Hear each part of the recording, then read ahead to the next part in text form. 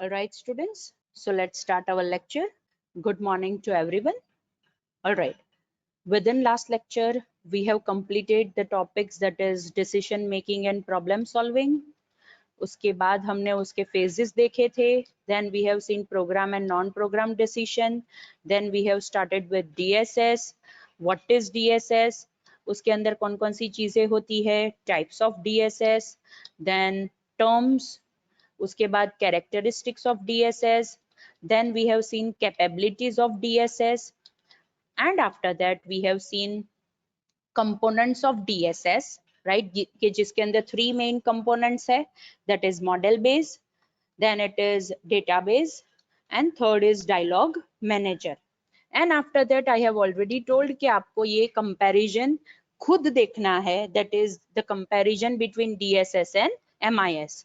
because मैंने आपको MIS समझाया था, DSS समझाया था, तो मैंने आपको ये टास्क दिया था कि आपको ये comparison समझना है, and that comparison is based on some factors, right? और उसके related मैंने आपको ये PDF भी दे दी थी, right? Okay, so these were the things which we have completed within last lecture. Now within this lecture, we will see the topic that is GDSS, that is Group Decision Support System. Again, I repeat, within this lecture, we will see the topic that is GDSS, Group Decision Support System. Okay. Now, what is Group Decision Support System? और हमें क्यों group decision support system चाहिए? Because हमारे पास already DSS था, that is decision support system already हमारे पास थी, तो क्यों हमें ये ग्रुप डिसीजन सपोर्ट सिस्टम चाहिए, राइट? वो हम पहले देखते हैं. ओके, DSS क्या था? DSS का यूज करके क्या कर सकते हैं? जो भी डिफरेंट लेवल्स ऑफ मैनेजर्स है, मोर प्रिसाइज जो भी डिफरेंट लेवल्स के ऊपर डिसीजंस लेने की जरूरत है, राइट? वो सारे लेवल्स के ऊपर इंडिविजुअल यूजर DSS का यूज करके बेटर डिसीजन ले सकते हैं. अगेन आई रिपीट, जो भी डिफरेंट लेवल्स ऑफ मैनेजर्स है या फिर जो भी डिफरेंट लेवल्स है हमारे ऑर्गेनाइजेशन के अंदर, वो सारे लेवल्स के ऊपर जो भी डिफरेंट टाइप्स ऑफ डिसीजन लेने की जरूरत है, वो डिसीजन DSS का यूज करके इंडिविजुअल यूजर ले सकता है. Again I repeat, individual user ले सकता है. In short, we can say that DSS approach is for individual user. Again, I repeat, DSS approach is for individual user. लेकिन ऐसा नहीं है कि ऑर्गेनाइजेशन के अंदर सिर्फ DSS मतलब एक ही यूजर होगा सारे लेवल्स के ऊपर के जो डिसीजन लेगा. No, it is not like that. Organization के अंदर जितने भी डिफरेंट टाइप्स ऑफ लेवल्स है जो हमने ऑर्गेनाइजेशन स्ट्रक्चर में देखे थे, राइट? वहां पे ग्रुप ऑफ पीपल भी हो सकते हैं कि जिन्हें डिसीजन लेने की जरूरत है. Again I repeat, group of people भी हो सकते हैं कि जिन्हें डिसीजन लेने की जरूरत है. And DSS approach is not suitable for group decision making. Again, I repeat, DSS approach is not suitable for group decision making. DSS approach is only suitable for decision making at different levels by individual user. अगर एक user को decision लेने की जरूरत है तो वो DSS approach का यूज कर सकता है, लेकिन अगर ग्रुप ऑफ पीपल को डिसीजन लेने की जरूरत है आफ्टर डिस्कशन, राइट, तो वहां पे हम DSS अप्रोच यूज नहीं कर सकते. एंड फॉर दैट पर्पस हम मैनेजर्स को, ग्रुप ऑफ मैनेजर्स को हेल्प प्रोवाइड कर सके ताकि वो ग्रुप डिसीजन मेकिंग कर सके, इसीलिए GDSS एग्जिस्टेंस में आया.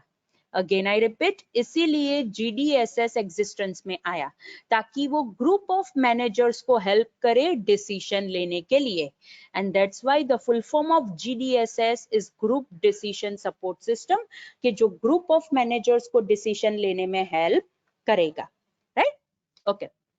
Now this GDSS, that is Group Decision Support System, is also known as Group Support System, or it is also known as Computerized Collaborative Work System. Collaborative Work System मतलब एक साथ बहुत सारे people साथ में आके कोऑर्डिनेट करके collaborate करके वो डिसीजन लेंगे, वो वर्क करेंगे, That's why this GDSS, that is Group Decision Support System, is also known as Group Support System, and it is also known as Computerized Collaborative Work System, right?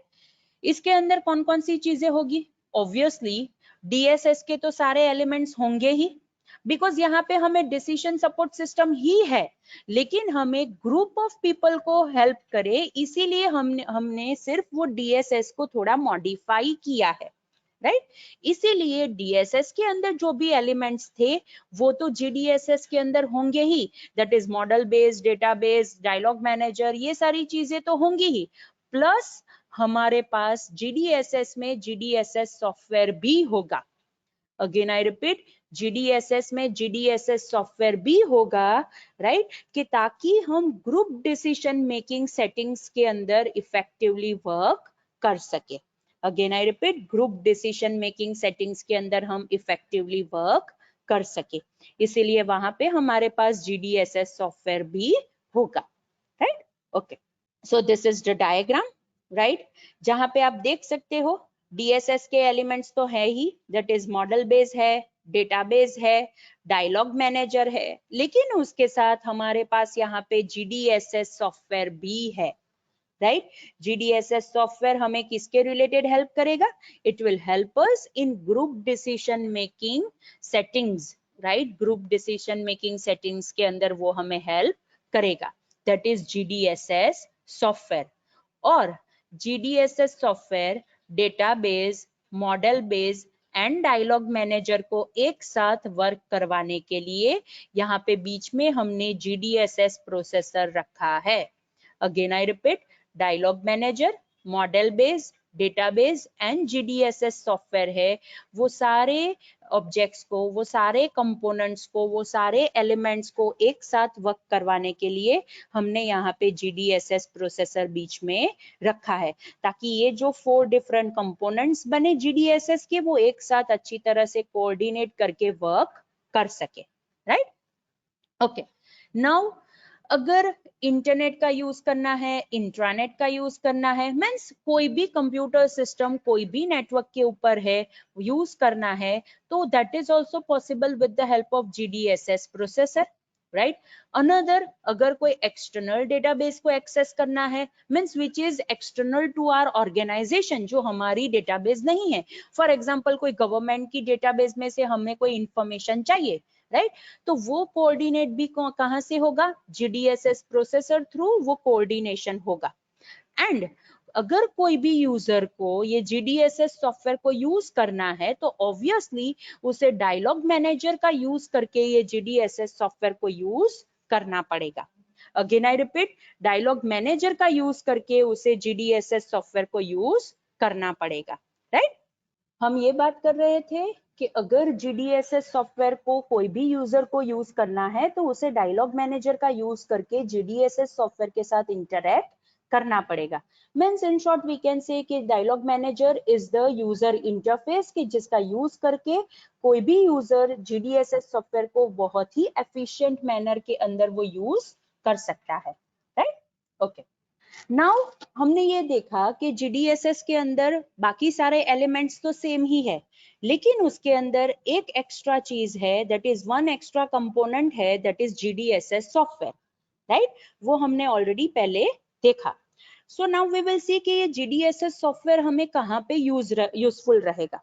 So this GDSS software is also known as groupware software है, तो ये group decision making में काम आता है, इसीलिए हम उसे ग्रुपवेयर भी कह सकते हैं, या फिर we can also say it as a group work group software, right?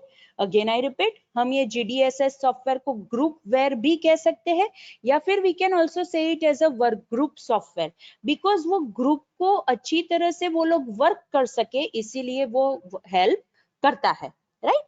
Okay, so with the help of this GDSS software, right, वो किसको हेल्प करेगा? वर्क ग्रुप को हेल्प करेगा, ताकि वो लोग एक साथ in a joint manner, right, scheduling करना चाहे तो वो शेड्यूलिंग भी कर सकते हैं, कम्युनिकेशन करना चाहे तो वो कम्युनिकेशन भी कर सकते हैं, और अगर कोई चीज मैनेज करना चाहे तो वो मैनेज भी कर सकते हैं, In short, with the help of this GDSS software, which is a groupware or a work group software, it will help in joint work group scheduling, communication, and management, right?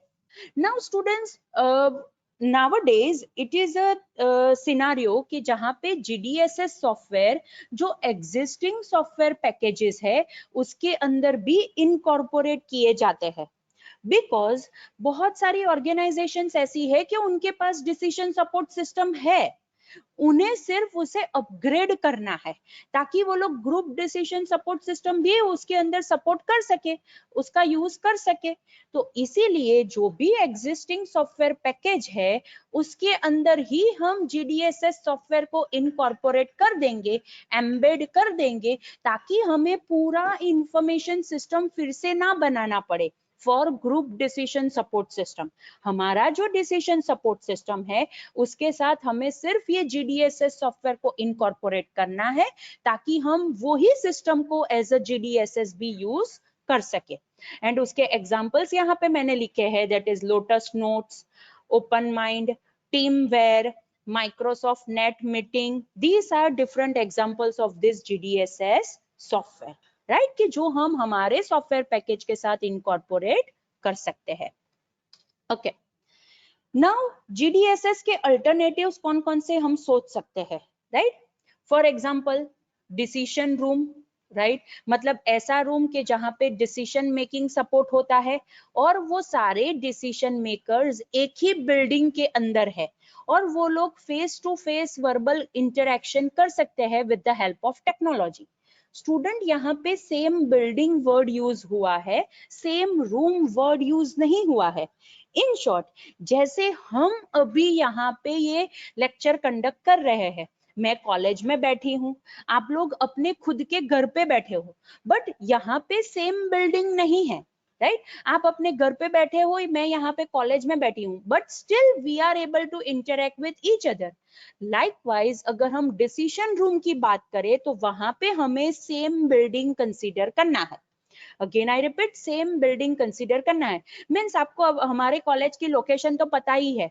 So for example मैं यहाँ staff room में बैठे बैठे lecture ले रही हूँ, आप में से 2 स्टूडेंट्स शायद ऊपर वाली लैब में बैठे बैठे ये लेक्चर अटेंड करते हो, थोड़े बहुत स्टूडेंट्स नीचे वाली लैब में बैठे बैठे लेक्चर अटेंड कर रहे हो, कोई स्टूडेंट्स ऐसे है कि नीचे ग्राउंड फ्लोर पे परिसर में बैठे बैठे लेक्चर अटेंड कर रहे हैं। इन शॉर्ट, टेक्नोलॉजी का यूज करके हम ऐसा क्रिएट कर सकते हैं कि जैसे हम face to face verbal interaction कर रहे हैं वैसे ही सेम बिल्डिंग के अंदर हम ये डिसीजन मेकिंग टास्क इंप्लीमेंट कर सकते हैं, दैट इज अकम्प्लिश कर सकते हैं, and that alternative is known as decision room. Okay, next is local area decision network. Local area decision network मतलब क्या कि जो भी ग्रुप ऑफ मेंबर्स को डिसीजन मेकिंग में पार्टिसिपेट करना है वो सेम जियोग्राफिक एरिया में है। Again I repeat, they are in same geographic area, same building में नहीं, they are in same geographic area. That is, अभी जो हम जैसे लेक्चर कंडक्ट कर रहे हैं ना, कि मैं कॉलेज में बैठे बैठे लेक्चर आपको दे रही हूँ, आप अपने घर पे बैठे बैठे ये लेक्चर को सुन रहे हो। In short, we are in same geographic area, we are in Surat और अराउंड सूरत, राइट? और हम ये लेक्चर कंडक्ट कर रहे हैं। सो that is the example of this local area decision network के, जिसके अंदर ऐसे ग्रुप मेंबर्स के जिसको डिसीजन मेकिंग में पार्टिसिपेट करना है वो सारे ग्रुप मेंबर्स एक ही जियोग्राफिक एरिया में है, राइट? और ये लोकल एरिया डिसीजन नेटवर्क तब हमें काम लगेगा कि जब ये जो डिसीजन मेकिंग है वो बहुत ही फ्रिक्वेंट है, मतलब बहुत ही ज्यादा बार डिसीजन लेने की जरूरत होती है, तब हम ये लोकल एरिया डिसीजन नेटवर्क का यूज कर सकते हैं। Okay, now the third alternative is teleconferencing. Teleconferencing में क्या होगा, जो भी ग्रुप मेंबर्स है दे आर डिस्टेंट, राइट? थोड़े बहुत डिस्टेंस के ऊपर है। मे बी पॉसिबल कि मैं यहाँ सूरत में से लेक्चर ले रही हूँ, कोई स्टूडेंट्स ऐसे होंगे कि जो अपने गांव में बैठे बैठे लेक्चर अटेंड कर रहे होंगे, right. Means teleconferencing is the alternative to GDSS, के जिसके अंदर जो भी ग्रुप मेंबर्स है जो डिसीजन मेकिंग में पार्टिसिपेट करना चाहते हैं, they are from means we can say they are remote to each other, they are distant from one another। और ये तब हम यूज करेंगे कि जब डिसीजन की फ्रीक्वेंसी लो है। अगेन आई रिपीट, टेलीकॉन्फ्रेंसिंग हम तब यूज करेंगे कि जब डिसीजन की फ्रीक्वेंसी लो है, राइट।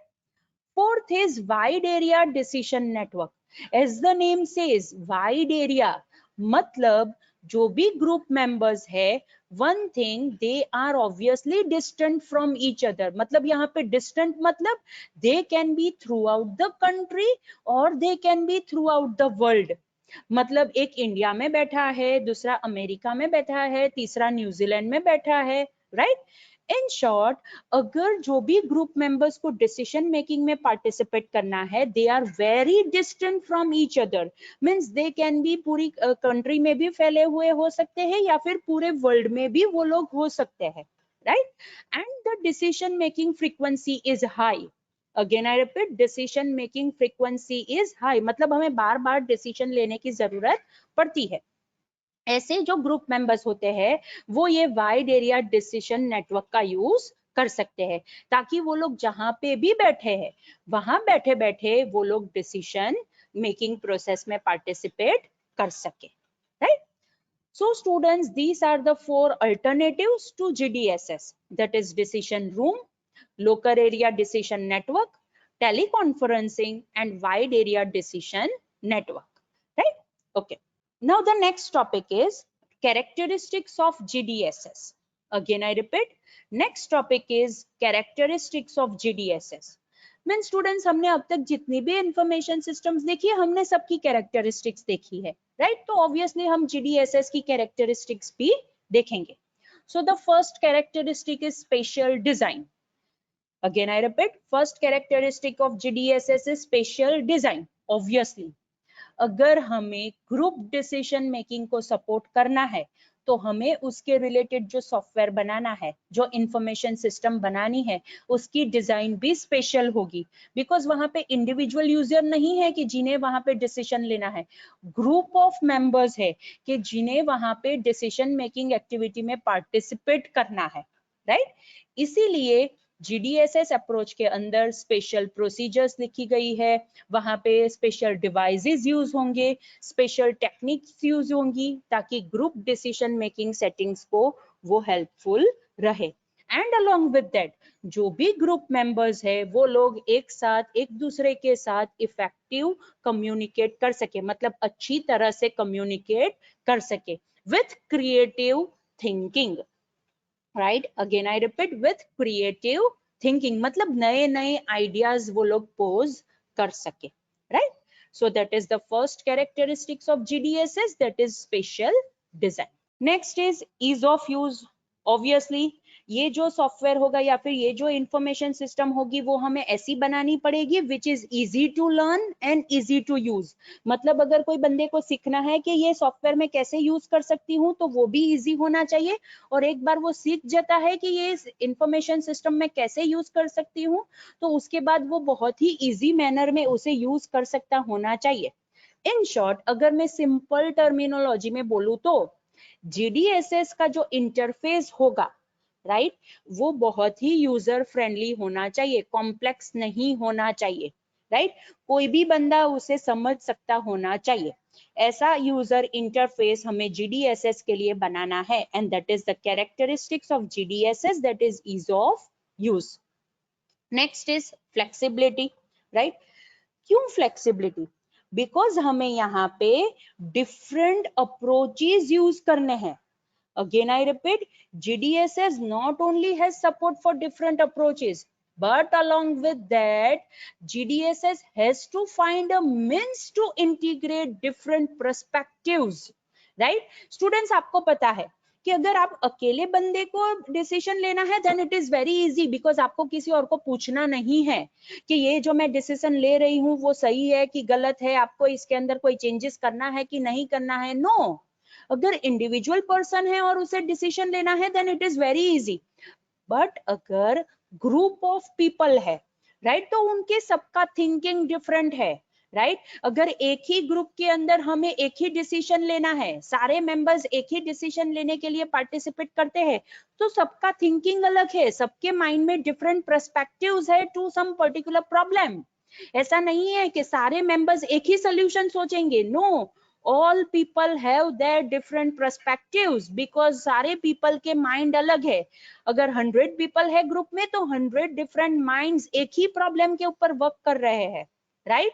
सो ओवर हियर हमें ये GDSS इंफॉर्मेशन सिस्टम ऐसी बनानी होगी कि it must find a way to integrate, कि कैसे हम ये डिफरेंट पर्सपेक्टिव्स वाले जो भी पीपल है उसे हम कॉमन व्यूज के अंदर कैसे इंटीग्रेट कर सके, बिकॉज ऑब्वियसली वहां पे डिफरेंट अप्रोचेस भी होते हैं, right. So that is the characteristics of GDSS, that is flexibility, वो बहुत ही फ्लेक्सिबल मैनर में वर्क करता है।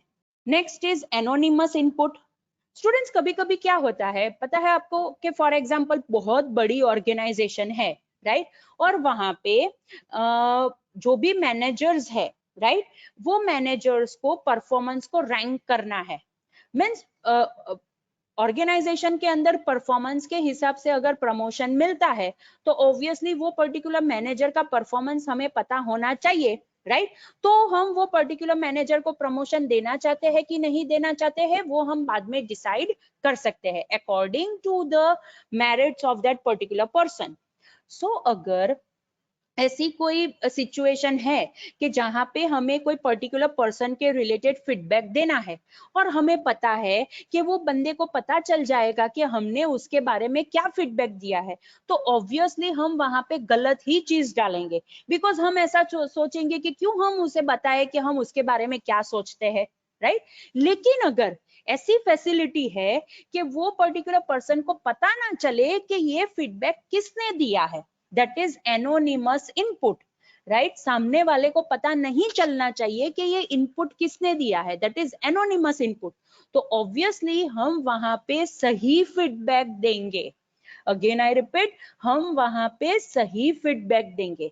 And this is also the facility, or more precise we can say this is also the characteristics of GDSS, कि अगर वहां पे हमें ऐसी कोई सिचुएशन है कि जिसके अंदर हमें एनोनिमस इनपुट चाहिए, मतलब सामने वाले को पता नहीं चलना चाहिए कि कौन से पीपल ने क्या फीडबैक दिया है, कौन से पीपल ने क्या इनपुट दिया है, तो GDSS के अंदर ऐसी फैसिलिटी भी होनी चाहिए। So that is the characteristics of GDSS, that is anonymous input.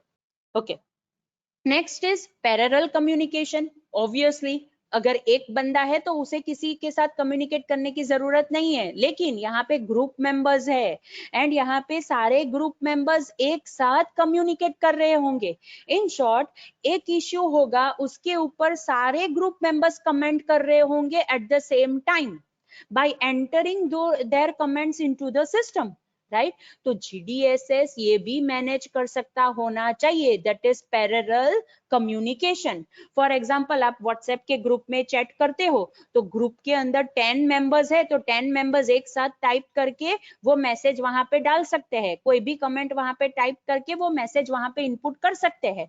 Likewise GDSS के अंदर भी ये पैरेलल कम्युनिकेशन पॉसिबल होना चाहिए, मतलब ये ग्रुप के अंदर 15 पीपल है, 15 मैनेजर्स है कि जो कम्युनिकेट कर रहे हैं ऑन सम इश्यूज, राइट। तो वो सारे मैनेजर्स कमेंट दे सकते होने चाहिए एक साथ, and those comments must be displayed with in this GDSS system. Immediately वो वहां पे डिस्प्ले हो सकती होनी चाहिए, so that it will speed up the meeting and result in better decision, right। Again I repeat, so that it will speed up the meeting and हमें जो better decision लेना है उसमें भी वो हमें help करेगा, right। That is parallel communication.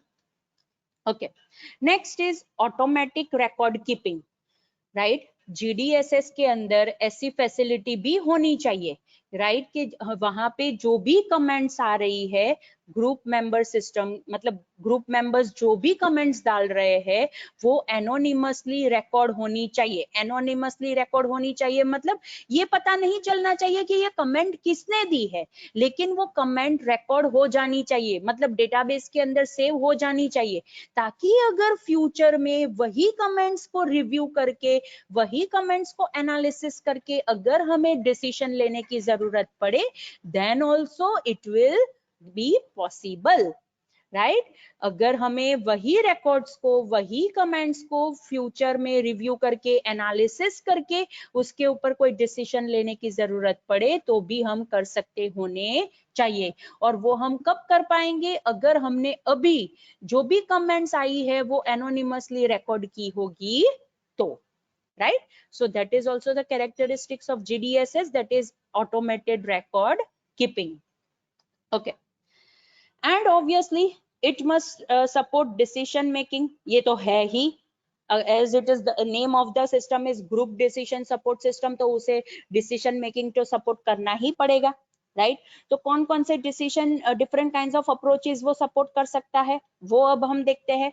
That is अगर डिफरेंट डिसीजन मेकिंग अप्रोचेस का मीनिंग क्या है कि कौन कौन सी सिचुएशन में, मतलब कोई बंदा एक ही बिल्डिंग में है, मतलब ग्रुप मेंबर्स एक ही बिल्डिंग में है या फिर दूसरे बिल्डिंग में है, किस हिसाब से वो लोग डिसीजन ले सकते हैं, वो सारे जो डिफरेंट अप्रोचेस है वो सारे अप्रोचेस भी GDSS के अंदर होने चाहिए, राइट। सो वो अप्रोचेस कौन कौन से है?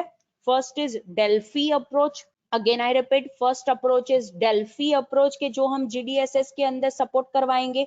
ये डेल्फी अप्रोच के अंदर क्या होगा, यहाँ पे जो भी ग्रुप मेंबर्स होंगे कि जो डिसीजन मेकिंग प्रोसेस के अंदर पार्टिसिपेट करने वाले हैं, वो पूरे वर्ल्ड के अंदर या फिर पूरी कंट्री के अंदर जियोग्राफिकली डिस्पर्स्ड हो सकते हैं, मतलब सेपरेट हो सकते हैं, राइट। इन शॉर्ट हमारे GDSS सॉफ्टवेयर का यूज करके एक बंदा यहाँ पे गुजरात में बैठा है, दूसरा बंदा मुंबई में बैठा है, तीसरा बंदा अमेरिका में बैठा है, चौथा बंदा फॉर एग्जांपल रशिया में बैठा है, तो वो सारे पीपल जो भी जियोग्राफिकली डिस्पर्स है, मतलब सेपरेट है, दूसरी कंट्रीज के अंदर है, थ्रू आउट द वर्ल्ड है, वो सारे पीपल एक ही ग्रुप में डिसीजन ले सकते होने चाहिए। दैट इज डेल्फी अप्रोच के जो हमें GDSS के अंदर इंप्लीमेंट करना है, right. Second is brainstorming approach. Brainstorming approach मतलब क्या? वहां पे क्रिएटिव आइडियाज आर वेलकम, वहां पे फ्री थिंकिंग इज वेलकम। कोई भी बंदे को कोई भी प्रॉब्लम रिलेटेड, कोई भी इश्यू रिलेटेड जो भी सॉल्यूशन समझ में आता है आप वहां पे डिस्कस करो। बिकॉज स्टूडेंट्स कभी कभी ऐसा होता है कि हम वो पर्टिकुलर प्रॉब्लम को बहुत बड़ा सोचते हैं लेकिन वो प्रॉब्लम का सॉल्यूशन बहुत ही छोटा होता है, और अगर हम किसी को स्टॉप करेंगे कि नहीं तुझे नहीं बोलना है, तो मे बी पॉसिबल कि उसके माइंड में जो सोल्यूशन आया है, उसके माइंड ने जो क्रिएटिव थिंकिंग किया है, राइट, वही शायद उसका बेस्ट सोल्यूशन हो। इसीलिए ये GDSS सॉफ्टवेयर ऐसे डिसीजन मेकिंग अप्रोच को भी सपोर्ट करना चाहिए कि जहां पे creative thinking is most welcome, free thinking is most welcome. ऐसा नहीं है कि स्ट्रिक्ट मैनर के अंदर ही हमें सारी चीजें सोचनी चाहिए, नहीं, फ्री थिंकिंग करो, आपके माइंड को मतलब पूरा हिला दो कि ओके ये प्रॉब्लम है तो क्या सोल्यूशन इसका हो सकता है, राइट। सो GDSS हमें इसमें भी सपोर्ट कर सकता होना चाहिए। Next is group conscious approach, right. उसके अंदर क्या होगा? ऐसा डिसीजन मेकिंग अप्रोच है कि जिसके अंदर हम मेंबर्स को फोर्स कर सकते हैं ताकि वो लोग एन अनएनोनिमस डिसीजन के ऊपर पहुंच सके। अनएनोनिमस डिसीजन मतलब हमें पता होना चाहिए कि ओके ये डिसीजन कौन से बंदे के सोल्यूशन के ऊपर से आया है, दैट इज अनएनोनिमस। यहाँ पे एनोनिमस नहीं रहना है, मतलब हाइड नहीं रहना है, हमें यहाँ पे बाहर आके बताना है कि okay I am the person that giving this solution और मेरा सोल्यूशन ये है, और उसके ऊपर सारे ग्रुप मेंबर्स डिसीजन ले सकते होने चाहिए, right. And the fourth approach is nominal group technique. Again I repeat, fourth approach is nominal group technique. ये भी हमारे GDSS के अंदर होना चाहिए। ये अप्रोच के अंदर क्या होगा, हम जो भी इंडिविजुअल ग्रुप मेंबर्स है वो सबको बोलेंगे कि भैया आप फीडबैक दो, right, and the final decision will be taken on voting. जैसे आपने बहुत बार मूवीज में देखा होगा, सीरीज में देखा होगा कि बोर्ड ऑफ मेंबर्स बड़े टेबल के ऊपर राउंड द टेबल बैठे हैं, राइट, और वहां पे एक डिसीजन आता है और वो बोलते हैं कि ओके चलो वोटिंग दो कि ये डिसीजन को कौन सपोर्ट करता है। वो तो फिजिकल है। सेम चीज हम ये GDSS के अंदर इंप्लीमेंट कर सकते हैं कि हम इंडिविजुअल ग्रुप मेंबर्स को बोलेंगे कि ओके चलो आप लोग फीडबैक दो और final decision according to the voting हम कंसिडर करेंगे, right.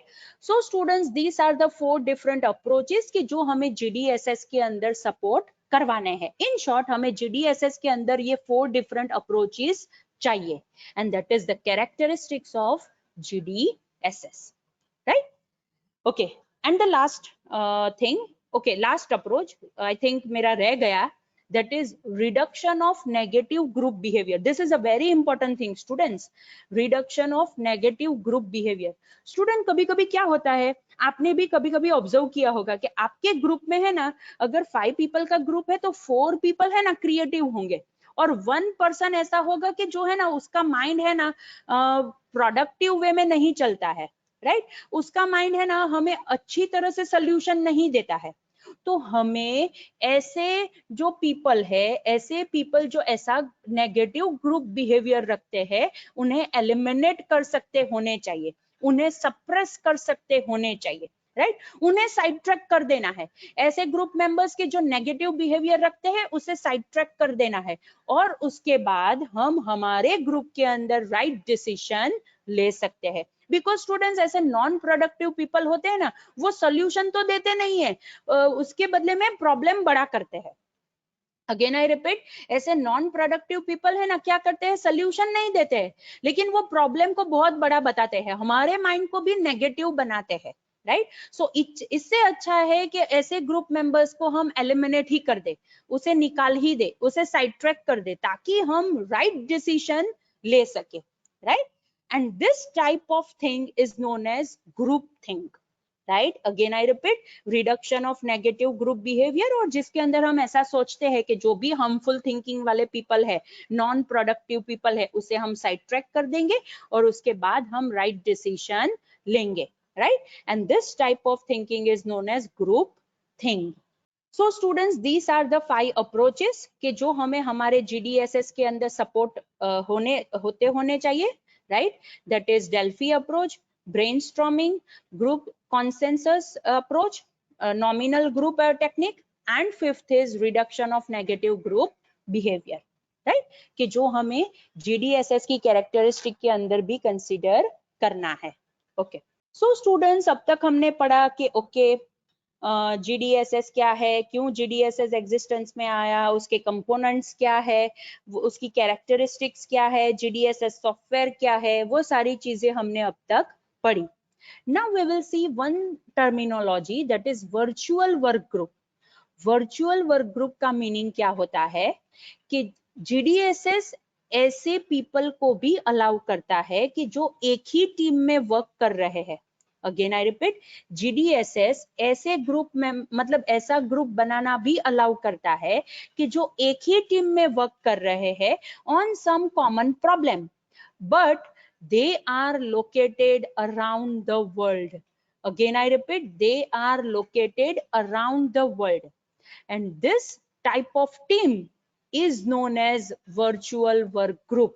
Again I repeat, this type of team is known as virtual work group. Virtual मतलब एक ही प्लेस के ऊपर प्रेजेंट नहीं है, right, it is a work group, लेकिन वो पूरे वर्ल्ड के अंदर डिस्पर्स्ड है, right, and that is known as virtual work group. मतलब ऐसे पीपल के जो एक ही प्रॉब्लम के ऊपर वर्क कर रहे हैं, but they are not located at the same geographic area, they are located around the world, and this type of work group is known as virtual work group. So this is all about GDSS, that is group decision support system. So students, ये topic के अंदर कोई difficulty है, कोई doubt है तो आप मुझे पूछ सकते हो, and after that we will end our lecture.